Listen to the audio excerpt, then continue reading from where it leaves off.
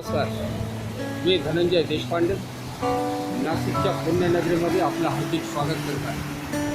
आज 23 जुलै 2017 लोकमान्य टिळक जयंती, दीप अमावस्या आणि रविवार।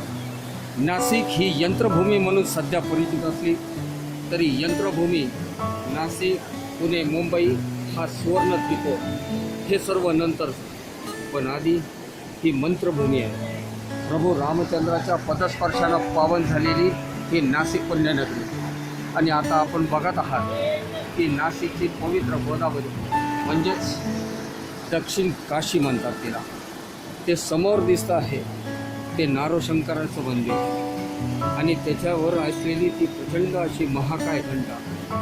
ही घंटा चिमाजी अप्पांनी वसईच्या युद्धामध्ये जिंकली आणि त्यानंतर नारोशंकराला अर्पण केली। या घंटेचं वैशिष्ट्य म्हणजे पूर्वी जेव्हा पूर लागायचा, प्रचंड प्रमाणात पूर यायचा, तेव्हा ही घंटा वाजून लोकांना सावध केलं जायचं। इथून जवळ असलेलं ते प्रसिद्ध असं रामकुंड आपण बघतो आहोत आणि त्याचप्रमाणे तो दुतोंड्या मारुती, आता त्याच्या जवळजवळ खांद्यापर्यंत पाणी गेलेलं असेल, आपण तिथपर्यंत जाऊ शकत नाही, पण दुतोंड्या मारुती बुडाला म्हणजे ते पुराचं प्रचंड असं प्रमाण आहे।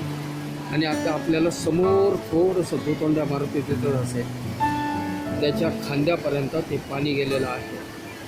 दुतोंड्या मारुती बुडाला ते प्रचंड पूर असं समजलं जातं। इकडे बघा, नेहमी इथे बाजार भरणारं हे गंगेचा काठ आज मात्र थोडी भरून प्रचंड प्रमाणामध्ये फक्त पाणी पाणी आणि पाणी दिसत आहे। नाशिक हे असं आहे, आजूबाजूला आहे त्र्यंबक, याहीपेक्षा निसर्ग सौंदर्याने जबरदस्त नटलेलं आहे। निसर्गाने दोन्ही हातांनी भरभरून वाहिलेलं आहे। अरे कॉर्पोरेट क्षेत्रामध्ये लाखो रुपये खर्च घालून प्रचंड कृत्रिम अशी हिरवळ निर्माण केली जाते। त्या हिरवळीचा आनंद घेण्यापेक्षा या नाशिकमध्ये तुम्हाला जाहीर आमंत्रण देतो आहे आणि निसर्ग सौंदर्याचा आपण पुरेपूर आनंद घेऊ। धन्यवाद, धन्यवाद, धन्यवाद।